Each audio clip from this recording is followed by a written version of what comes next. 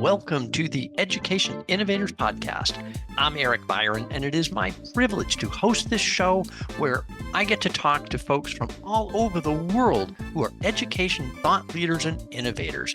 We'll hear inspiring stories from educators, EdTech founders, AI experts, and others who are fearlessly innovating and delivering unique learning experiences. I'm glad you're here. Let's get started.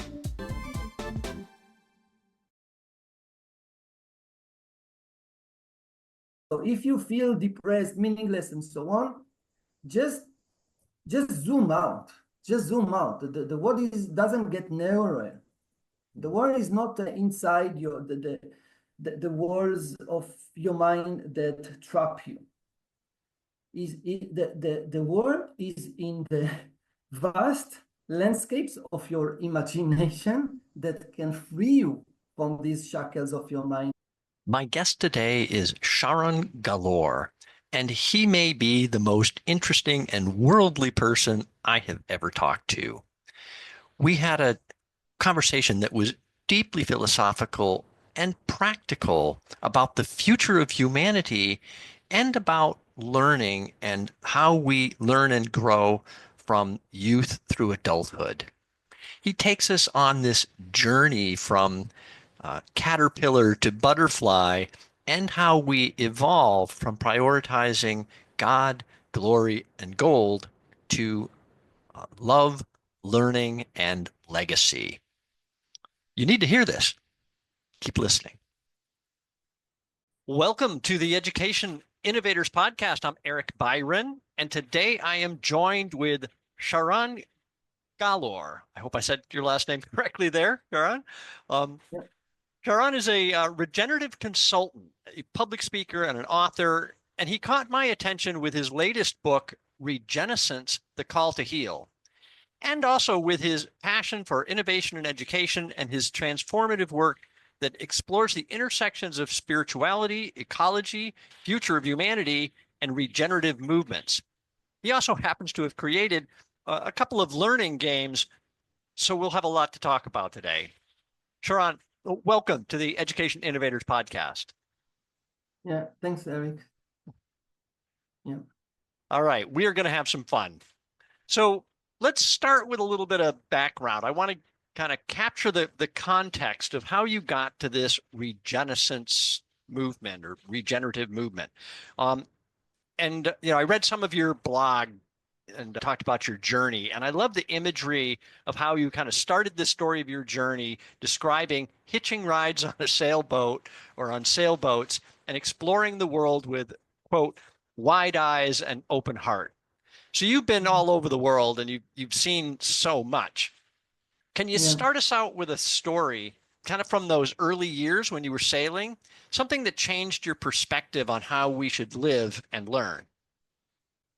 Wow, that's a big task. Tell me a story, Sharon. I have a protagonist. So yeah, I actually published tens of children's stories. During the time I lived in Hong Kong, actually, I even published them to the Ministry of Education. One of the stories that I remember actually hearing it for the first time, it was in Brazil. Once, like I was as you said, I was hitchhiking from Israel and got to Brazil. During my travels, I happened to get to Brazil and hear a story that much inspired me and stuck in my mind. And that's the nature of stories, especially with animals, moral stories. Okay. We think that we look through the window, where actually we look in the mirror. And the story is of a duck that happened to sit by the lake with a monkey, a parrot, and a fish. And they were discussing about the shift from debt economy to regenerative economies, or whatever you want. And they talk. And while they talk, they hear some noise, some sounds from the bushes. And what do they see now? The crocodile. So what does the fish do? Swims. What does the monkey do? He runs, climbs the tree. What does the parrot? Flies. Now, banana duck, this is the protagonist in many of my stories, She can run, she can fly, she can swim as she's a duck. I mean, she's not the best in, she's not a specialist. She doesn't have a PhD in running, swimming, or flying, but she now thinks, what should I do best? I can fly, I can run, I can swim, but she's being swallowed by the crocodile. So wait. I'm sure this is not how you want the story to end. But why I am so fond of this story? Because I feel that I am this banana duck. I have a lot of talents. The crocodile, the hunter, represent time. If you hesitate and you don't take decisions soon enough, you could get caught. Life is very short. You could suddenly be an old man and then think, oh, where am I now? What I could have done better, etc., right? So in many aspects of my life, I feel that I'm this banana duck, that I'm part of different communities, but then all my friends, the monkey, the parrot, the fish, they ran. There was no supportive safety net, supportive system that we as a system agreed on. But what about on a personal level? A human now that is in a meaning crisis. Imagine a 16 years old teenager living in nowadays. By the age she arrived 16, she was exposed to hundreds of thousands of images of what she should be like on social media, on TikTok and Instagram. And think what this does with our self-image. When we ask ourselves, why am I here? What's the purpose? And we see that going back in history, it's all about everything between wars and peace, and humanity, it doesn't seem to grow consciously. There is this divide. Wars are still ongoing everywhere. Refugees, immigration, and the meaning crisis is like, again, like, why should I go to school? Like, why should I go and study when I don't know if it's relevant, what I'm learning? Once I'm gonna finish my studies, are other things now that I am learning in schools can help me realize myself, reach my ikigai, what I love doing the most, I am best at, can do good in the world, and can sustain me and the people around me in a healthy, happy way. So that's a big question. And let's that's explore that further. I want to talk more about yes. relevance, right? Because this does come up all the time. your book, thank you. Let's talk about relevance in education, because I do agree there's a disconnect. We're teaching Yes. kids, but are we teaching them what they need? And is this partly why engagement is a real problem, right? Kids aren't even showing up to school. They're just not even going. So how do we get more relevant, Sharon? So first of all, imagine now each and every single person has the access to the entire human collective wisdom. You have the internet, and now you have ChatGPT and AI. Each and every one of us, and not only this, a 16-year-old teenager is richer in capital than the president of the US. How come? Time. It's time. You could now have more time to invest in discussions with your AI and asking you questions about your purpose, your meaning. What is it that you want to do? Whereas, a president or someone who is an adult with many responsibilities cannot afford the time to now go on this hero's journey of self-explanatory. All right, so sorry, I gotta jump in there, because it sounded like you were suggesting that a teenager could ask AI to explain their purpose. Is that what we want? It's not to explain, it's to run a conversation, have a dialogue. learn to, we say prompt. Basically, it's about the skills of asking new questions. It's about in personal thinking, independent thinking, and the boldness to ask questions. And you know, like John Dewey says, don't teach a child what, but how, right? What to learn, don't teach it what to learn, but how to learn. So we can learn to ask new questions, and that's the essence. And what I'm trying to say here, going back to your question, is that first understand and realize of the alternatives, of the shared abundance that you have. So if you feel depressed, meaningless, and so on, just zoom out. Just zoom out. The world doesn't get narrower. The world is not inside your the walls of your mind that trap you. The world is in the vast landscapes of your imagination that can free you from these shackles of your mind. Okay. So, for example, here I just see like a question I chose. Have you ever made a decision that changed your life? Yeah, your whole life, for example.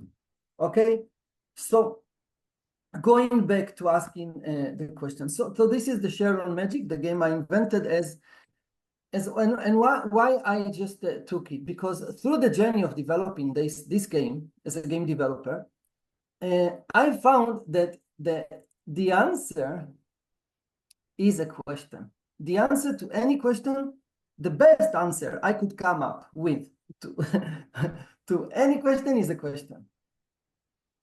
Because this is how we grow, and on a personal level, on a local level, on a and on a more holistic global level. So I do love that thought process, right? That a good question leads to more questions, right? Exactly. But one of the things I want to point out too about that game, I did see that, and I love the fact that the game is really about building relationships, right? That we have to talk to each other. And the whole point of it was, right, you're paired with somebody and you're each getting these questions and you've got to have a dialogue and a discussion about it, which creates a bond, right? You're talking to each other.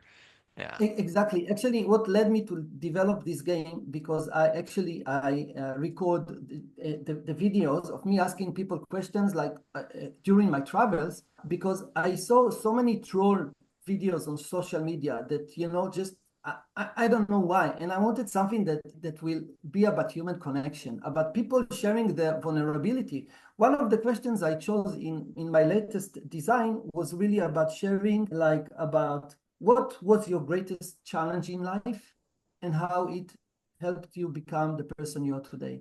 Like imagine a person sharing what was the biggest struggle in life. I mean, this is big. I mean, like, and that's how we connect.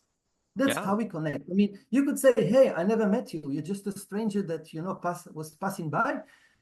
But people love to share. People love to ask. Some people, when I stop them with a question, they remain and stick to me for hours.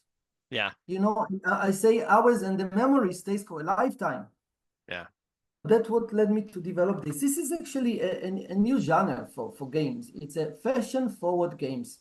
This is something you wear on your school bag, on your pouch. I mean, I walk with these like everywhere I go, and it allows me to connect with like in the train, on the beach, like everywhere, which is so beautiful because, again, I just started with the mini crisis. People are so lonely. They are seeking for these conversations about values and vision, not where you come from and like, what do you do for living and so on. People really want to connect with each other on a deeper level.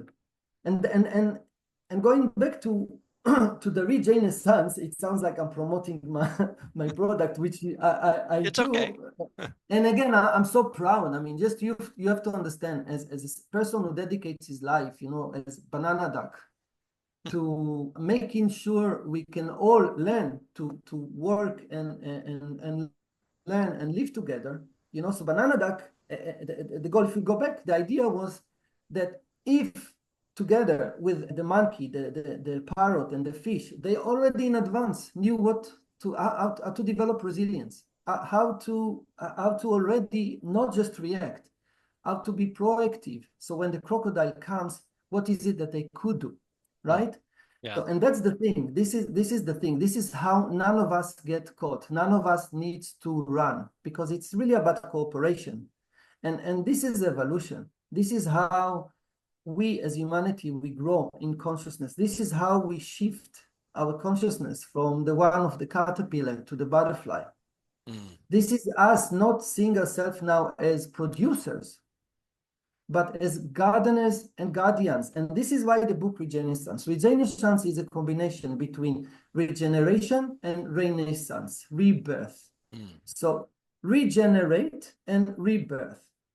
So if we go back to the Renaissance, it was about this awakening, about philosophy, science, art. Regenerative Renaissance, it's about our connections with our inner selves, each other, and the earth.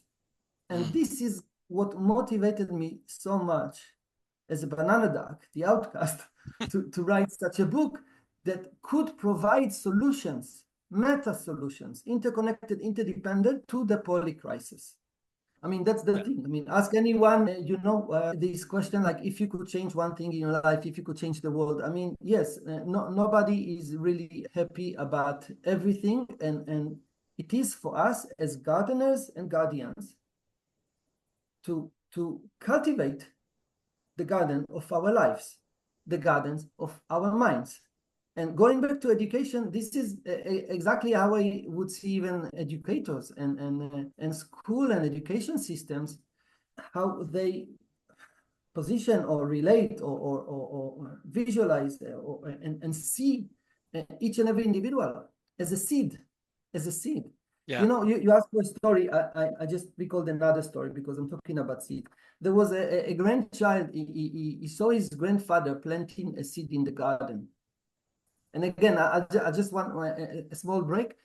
When I say garden, it always also takes me to Krishnamurti when he says, in the soil of your attention, what seeds take root? And now take these roots and see what gardens, like blossom to the level you have fruits. And this is the principle of 7 generations. And here comes the story with the grandson. He saw his grandfather planting a seed, and he asked his grandfather, are you going, like, I mean, this seed, you're very old, kids are very direct. I mean, you will not be here by the time these seeds grows to become a tree and bear fruits. The grandfather tells him, yes, but you will. Okay, and that's the principle of regeneration. Okay, regeneration could be us giving birth, right, as a species. I mean, if we stop now giving birth due to changes in our culture and the way we think about humanity with the integration in AI and so on, think about the internet. Think about all the information that you're now being bombarded with. And I'm not just talking about you, Eric. I'm talking about each and every one of us from early ages. Yeah. From early ages. I mean, as a baby, even suddenly, boom, you have such a blast of games on the screen, that. And what does it do to our minds, to our emotional, spiritual, and physical health as Yeah. individuals, again, and Yeah. as a species? Well, let's go back to this concept of the kind of the soil and the seed. So something that popped in my head, just a visualization, and I thought about, planting a Yes. garden, right? And you have all of these seeds, and kind of the way you nurture them all is similar, right? They all have similar needs, but they all grow uniquely. They put out their own branches and their own leaves, and the number of leaves they have or the number of branches they have, may vary by the way the wind blows or the sun is hitting them or whatever it is, right? But if you think of this in terms of kids, right? Yes. They Yes. these kids need that fertile environment, Yes. but then they need the Exactly. space and the freedom to say grow in the Exactly. shape that you're going to grow, right? The number of Some of us. branches are whatever. So how do we do that? That's a great notion here that you came up with. So basically, what shapes the us as individuals again and as a society is one, our mindset, how we think. Okay, how we think, and then like how we feel about how we think and choose to act toward how we feel and what we think. So first of all, it's our mindset. What is it that we know? Then it's about the people that are around us. There is, the saying that you are the five people you spend most of your time with. So it's really about the people around us because we are tribal.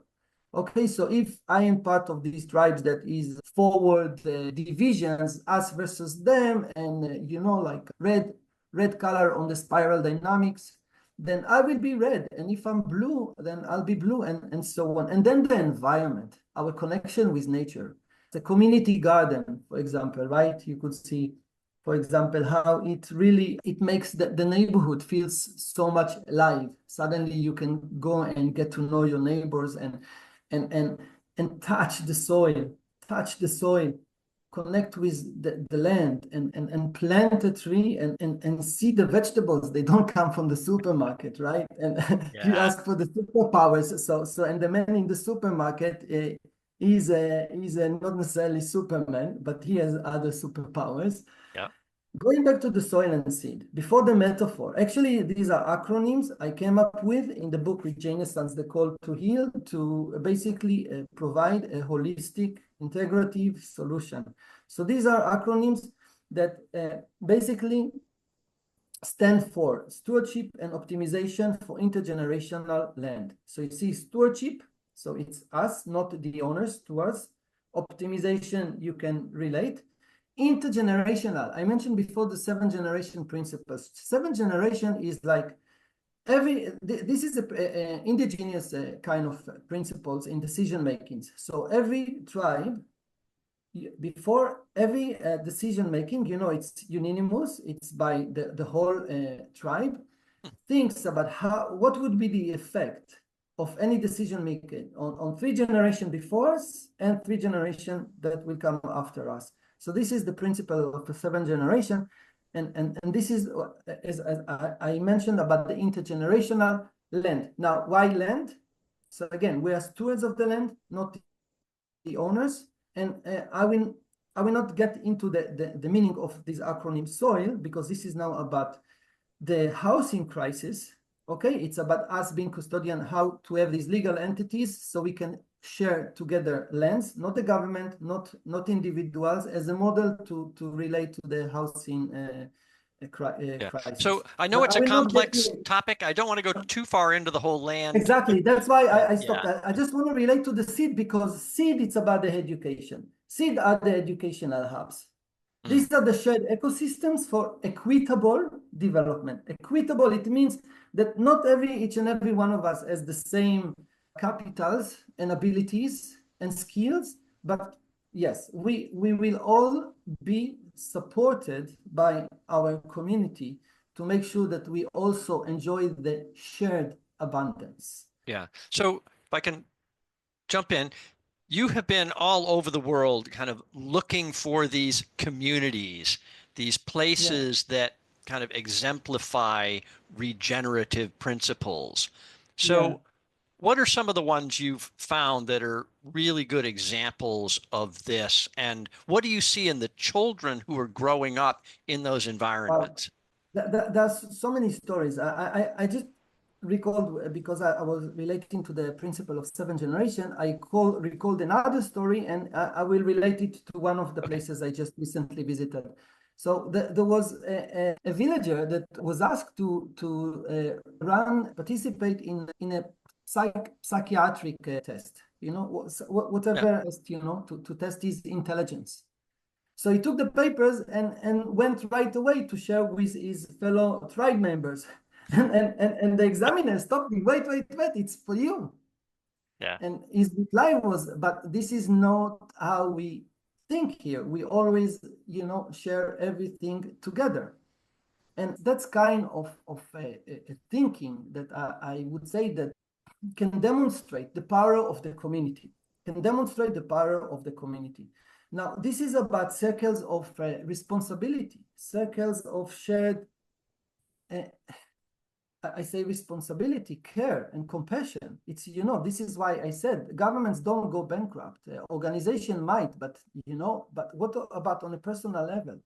I mean, I think our greatest, I would say, task here is to make sure that the next generation will not be, I want to say, traumatized by our actions, Yeah. because I was talking about intergenerational lens, but it's also about our responsibility. So recently I visited Rotan. It's an island in Honduras, and I happen to live in a fisherman village, indigenous community. I mean, usually I tend to visit conscious communities. It's like these, I would say, solar punks, anarchists, all kind of these highly advanced green, yellow, spiral dynamic type of humans.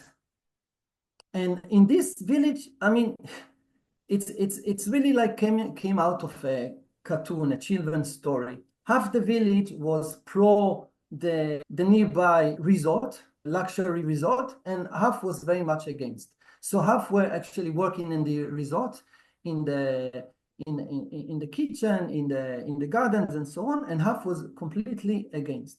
But what did they have, if we are talking about circles of care and compassion?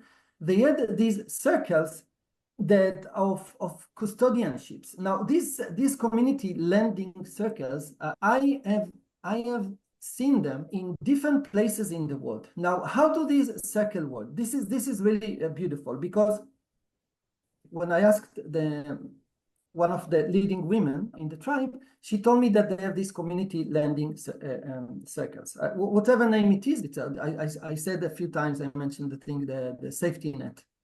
It's the people you live beside you, that share the same resources and same goals and your expanded family. So this is a model I've seen happening in many developing countries, and I really loved it. There is an economic Nobel Prize winner that he developed the microloans. Microloans, so you give to the elderly, to a group of women in the communities, and this is how they managed to build resilience. And as a model, it really allowed to many poor communities.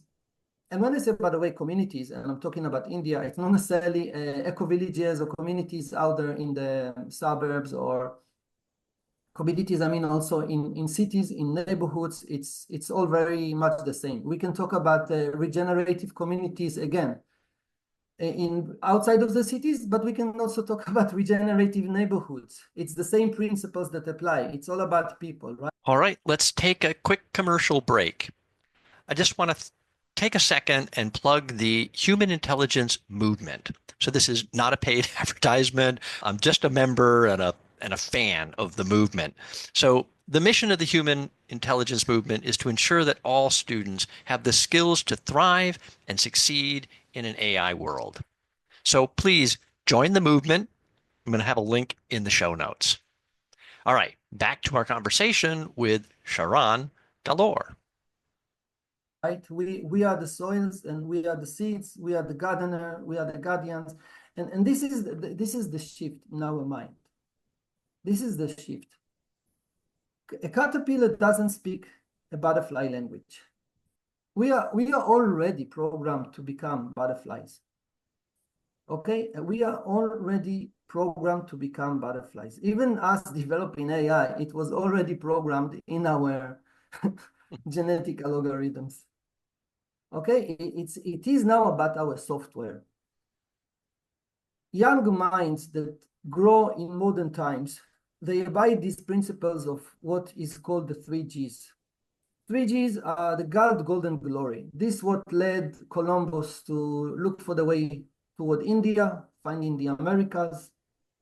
And this, again, what leads to any one of us.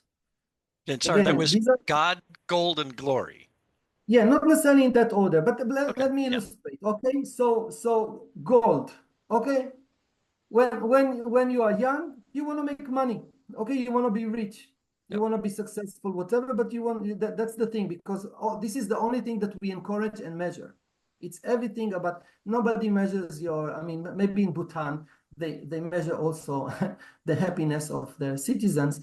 But for now, it's not a guiding principle on the global economy. It's just about GDP. So everyone wants to be rich, gold. Then glory. You want to be the president of the US, or to Elon Musk to come up with the next Tesla, or Sam Altman and so on. And Well, on the then social level, right, you want more likes and followers and subscribers. exactly. Right, Oh my God, right. this is That's the, exactly going. This is going back to the 16-old girl that I mentioned in the beginning. yeah. That's the things that plays with our mind.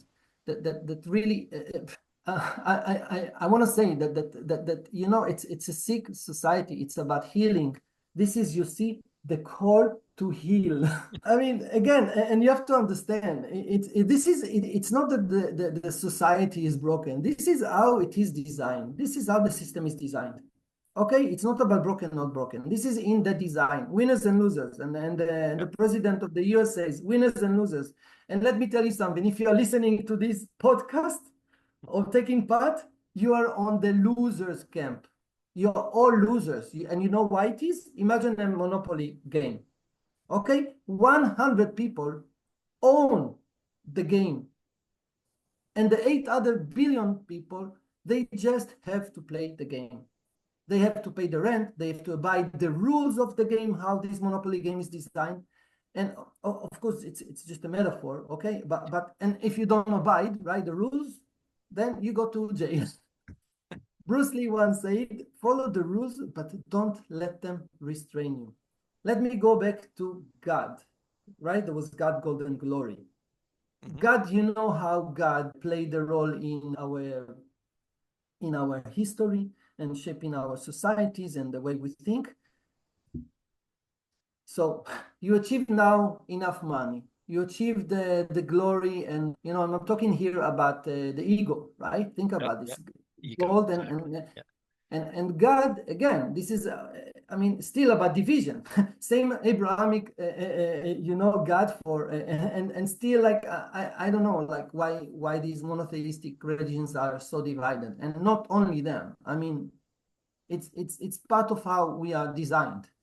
But it could be changed, because these three Gs. So just about before we are on our bedtime, you know, then we now we will give all our fortune and glory just to go and become younger, or for God to forgive us and maybe have a chance to live in paradise in next life. So these are the three Gs. But now as we evolve, you know, a caterpillar, it grows and grows, it changes, but it's still a caterpillar, bigger, because it consumes from the outside, right? So now this caterpillar, it says, hey, it's not just about the 3Gs, right? Because there is upgrade. I'm upgrading my iPhone. Of course, I can upgrade my operating system, my motivational mimetic.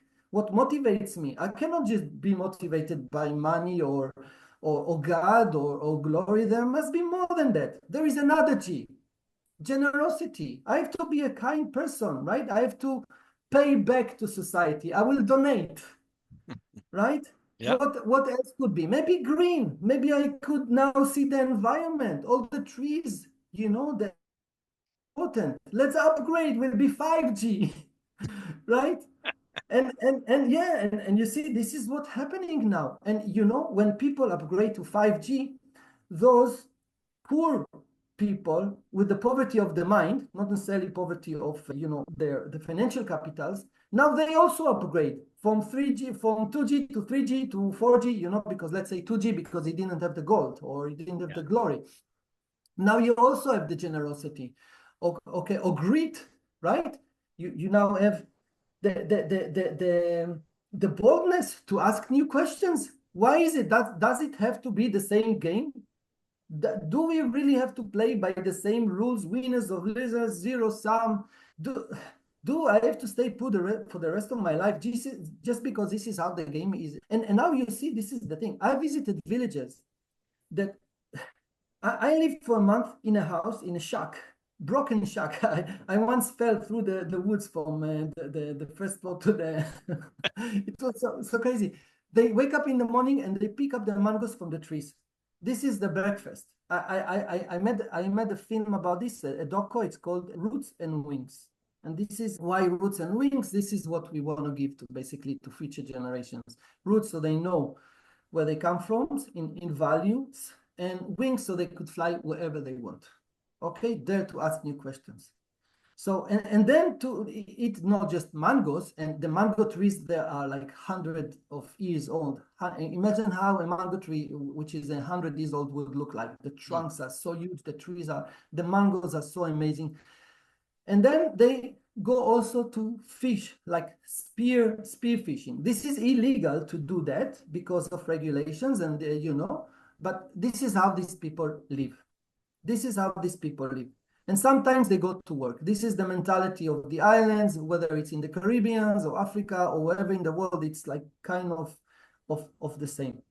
And I've seen the children growing there. They go and do their laundry by the well, by the sieve in the well. This is how they do. Like imagine a 16-year-old girl doing the laundry in the well. How it, and I remember one time I went with the mother. She was one of the heads of the community. With I mentioned before about the community lending circles, these circles of trust. I went to the touristic side. We drove like for an hour for the touristic side. The girl, you should have seen her eyes. You should have seen her eyes. So just the dissonance here. I mean, when we talk about balance and a healthy balance, you see how it's not just the earth is now, we're talking about that mother nature is sick, right? Because I don't know, the climate change, the degrees go up, or all these crazy weathers. Imagine you have this crazy weather in your mind, right? Like a climate change in your mind, because this is how it starts. To heal nature, we need to heal ourselves inside. Yeah. So now think about this motivational mimetic system, because why is it motivational mimetic system? Because we have genes. Genes are our biological reproduction units. And then you have the memes.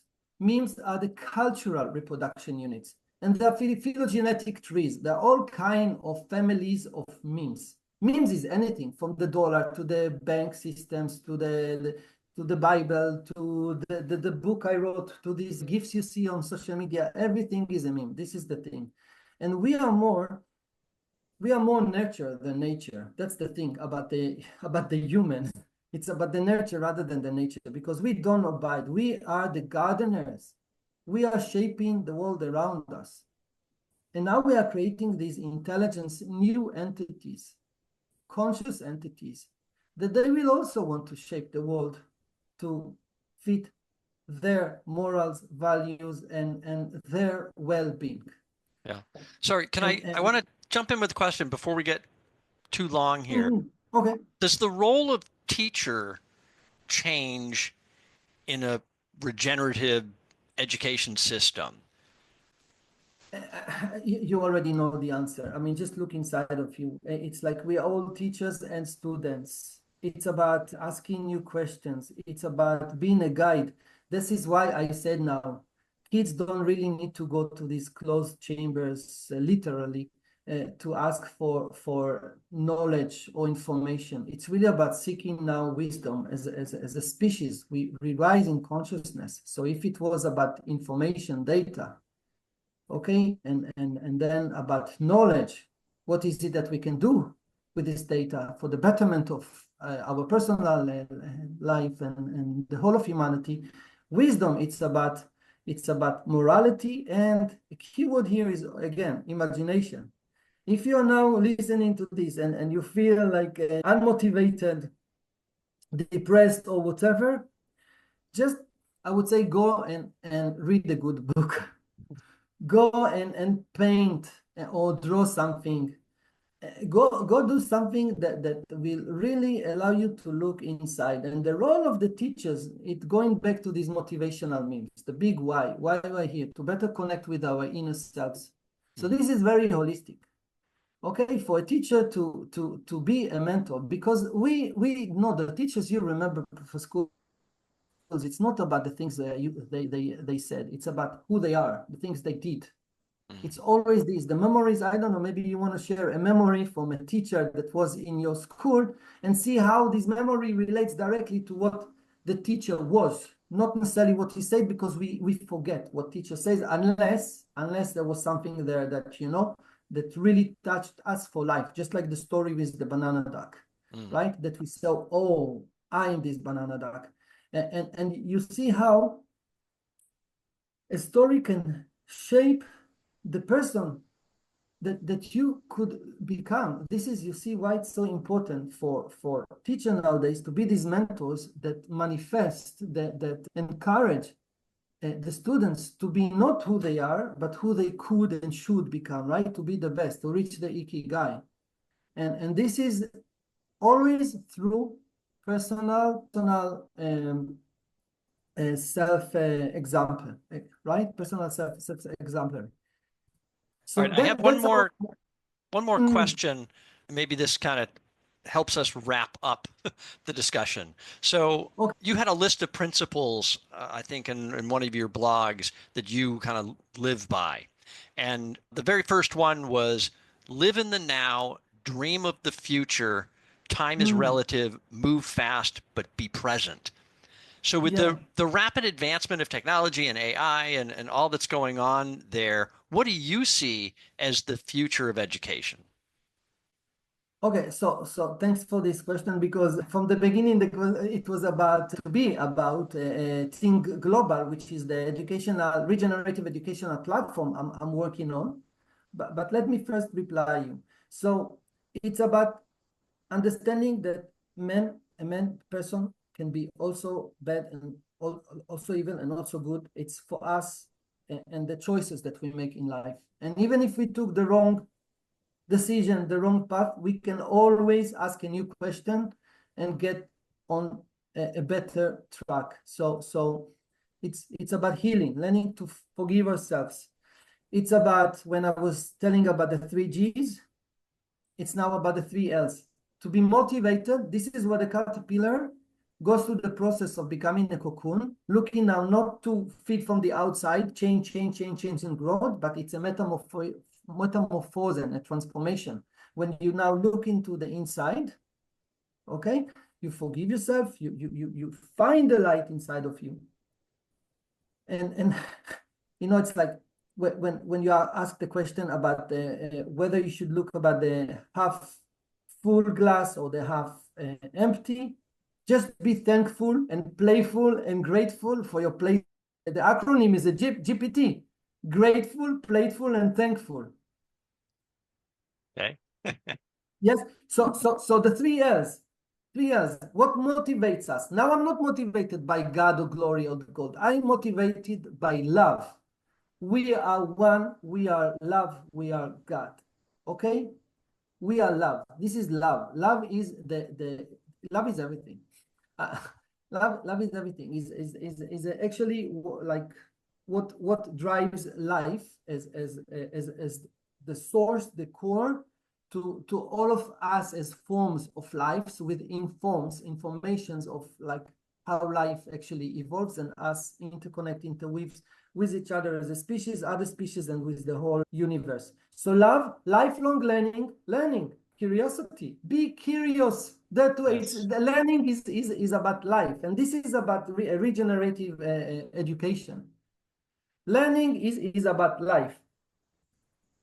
Okay, it's and legacy. Legacy, you see, it's like it's in contradiction to glory. It's not about the ego. It's about what is it like the seed that I can plant now that could feed future generations. So this is going to the 3L. Now, Think Global, this regenerative educational platform ecosystem that I'm building is exactly about that. It's about connecting with the learners, educators, and we are all one, right? And when I say, of course, enterprises, whatever, governments and universities and regenerative neighborhoods and so on and so on.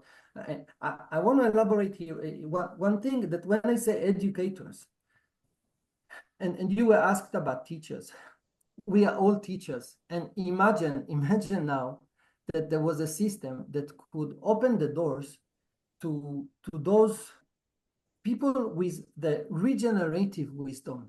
And now why I focus on regenerative wisdom, holistic wisdom?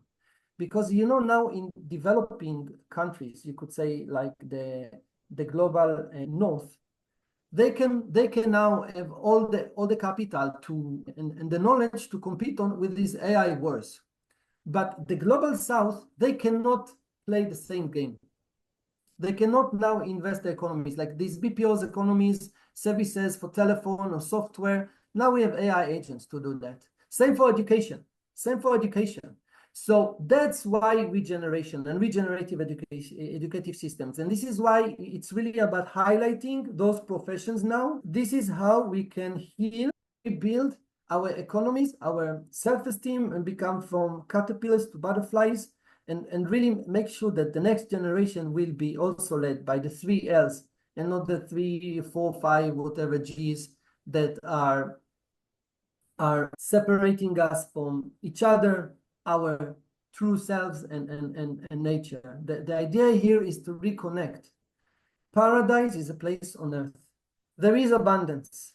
There is abundance. Everyone talks about it. Everybody knows this. The challenge is, the crisis, that it's not shared. Yeah. So let's talk about shared abundance. Now, going back to how the game is designed, because I just say that you're all losers listening to this podcast, so please forgive me, it's not on a personal level. I was a little concerned about that, yeah. Yes. I look, again, I mean, don't believe everything you are told. And this is, by the way, you see the power of being an educator, because one word like this, you're telling a child, you're a loser, you'll be a loser for the rest of your life. You cannot imagine. You cannot imagine. Okay, so that's the power of affirmative and positive thinking. The 4 principles, highly recommended, right? Don't take anything in person. Think positive, act affirmative. Always try your best, and don't make assumptions. Okay, not necessarily in that order. So don't make assumptions. Don't take anything in person. I was saying this to illustrate. So you will understand that it's not about fixing the system. It's not broken. It's how it is designed. This is Monopoly. It's not broken. It works. It's a fun game for those who win. Yeah. The game now I've been developing, it's called Poly Poly Pachamama. And now the map of the world, it does not have borders. The map of the world is as if Madre Terra, Mother Earth, Gaia would actually see itself and when it looks in the mirror. Okay, it's about bioregions. There are 52 bioregions habitable where human lives, and 53rd is like Antarctica. And this was designed by One Earth Foundation that inspired me to design the map of this game. I included in the game the 8 forms of capital. 8 forms of capital. This is not about financial, because financial capital is the only one that is made up. There is nature capital, right? There is living capital. There is material capital. All these abundance around us. And then the other capitals, all inside of us: spiritual, cultural, intellectual, social, right? And intellectual, if I did not say, or look into it if I forgot, or mixed. But that's the seed. The real assets are inside of us. Okay, we don't measure when you give a hand to a friend of yours that now is in time of needs. I just designed a game. It's called Poly Poly Pachamama. A group of players that represent humanity. We cooperate. We play together. Everyone has their own roles. When you play your role, you play. You are the one to decide. But we play as a group, and we play as a group against the game. The game is like the crocodile. It's dying. Okay, so when we play for the game, it's about eliminating all those threats: the AI, wars, pandemics, and climate. And at the same time, our goal is to build resilient communities on the map of the world. These resilient communities, imagine now there is these threats of war happening in a specific place. So we will want to build a resilient community, an education hub that this hub specializes in mitigating the risk, in building the solutions that toward these threats of war. So we will, let's say there is a place now that there's a living example, right? Israel. There is war, so you see how many people, that startups that are all around peace and how to bring peace in the whole of the Middle East, right? Right. Thinking holistically and Yeah. integrative. So what I'm saying again, it's for us to redesign, to change the game, come up with new questions, okay, and Something, and then I just want to point out something I loved about the design of the game is that everybody wins, right? Or yes. everybody loses, right? It's not a I'm fighting against everybody else because I want to win. You all win together or you all lose together. But yeah, And it's not less fun. It's even more fun because we all yeah, win. When you play Monopoly and you lose, it's not so much fun. And right. here it's really fun to see because again, it's like when I said it's about the teachers. It's not about what they say. It's about who they are. And when you experience, like when you hear, you forget, right? But when you experience, when you play, you remember for life. So it's not about hearing or seeing. Yeah, Okay, that's exactly the thing. It's about the human shared experience and how each and every one of us has a role here to shift its software, motivational mimetic software, upgrade, just like you upgrade your iPhone now. All the iPhones now, the Androids, all of them have AI integrated. They are being upgraded. We also, as humanity, we upgrade ourselves. yeah, And now upgrade yourself. It doesn't matter now if you are in a small village, remote, in nowhere, just like Rotan, or if you are in a big city and enjoying the financial and other, looking at yourself in the mirrors and thinking like really about how you really want to live your life. What is it that you want to leave for future generations? yeah. What really makes you happy, healthy in relationships with yourself, with the people around you, and with that would be my message. Your dream for the future, right? Yes. I think it's more than a dream, actually. This is reality. This is happening because, I mean, there is in one of my books, Garden of Wisdom, to be published by Springer in March. I present there how disruptive innovations in communications have shaped the rise parallel, the rise in our consciousness. So if in 1414 was the Gutenberg press that was about the democratization of knowledge, and to go to the telegraph, radio, TV, Web 1, 2, and 3, you see these disruptive innovations. And now with AI is about a big disruption because it's not just about inside our screens. You see now, I just mentioned the AI agents, and I don't know if we have the time to go inside, but you see how the work, the job marketplace is being changed, how AI agents are replacing like 3 out of 4 people. I mean, we're gonna see by the end, by 2030, by Elon Musk, we're gonna see like by 2050, like a billion, a billion Yeah. humanoids. I All right, well, mean, let's not depress everybody, but I know what you're saying. Yes, things no, no, have to this is not change. about We it. have to It's not about it. evolve. Yeah, yeah, Exactly. right. It's about evolving. Exactly. This is the thing. It's about understanding that it's us about evolving together, and it's about shared abundance. Okay, that's we are. And again, I go back to the same principles. I'm not going to bring in new storytellings. We are gardeners and guardians. And the garden, remember, it's first in your mind. What is it? The seeds you want to plant in the garden of your mind to take root, right? So again, you talked about how to water them, right? How to be around the people that you know that they will provide the nutrients, they will allow the sun to come. And these are the teachers, Yeah, the mentors, and the people we want to have around us. And this is how the future educational systems should be designed, about reconnecting us and upgrading us, so we now the system will upgrade itself. This dinosauric system yeah. will upgrade itself, and this is happening. Again, this is what I'm saying. It's a natural process. All right. Well, I think we Yeah. should wrap it up there. This has been great. You're so interesting and thoughtful, and you've experienced so much. It's just fascinating to listen to you connect the dots now and kind of yes, draw it together for us. and I'd certainly recommend your book.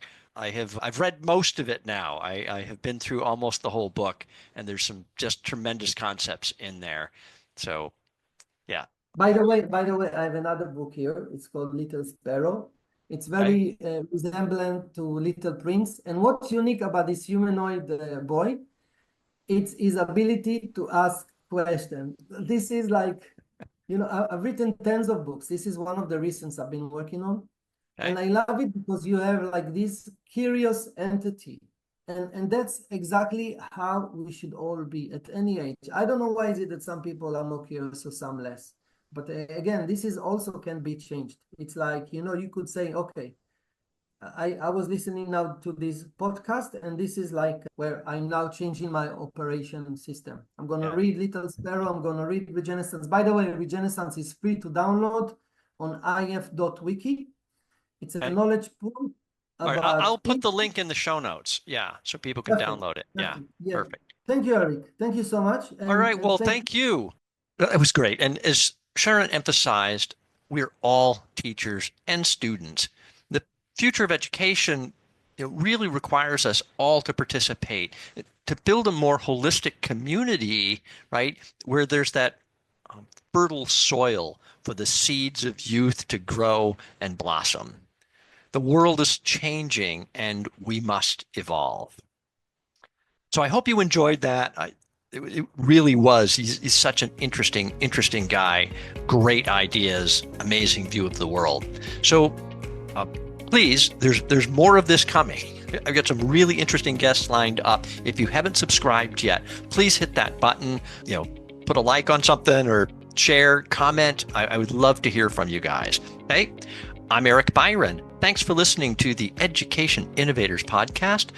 And to all those innovators out there, thanks for doing what you do. You are making a difference.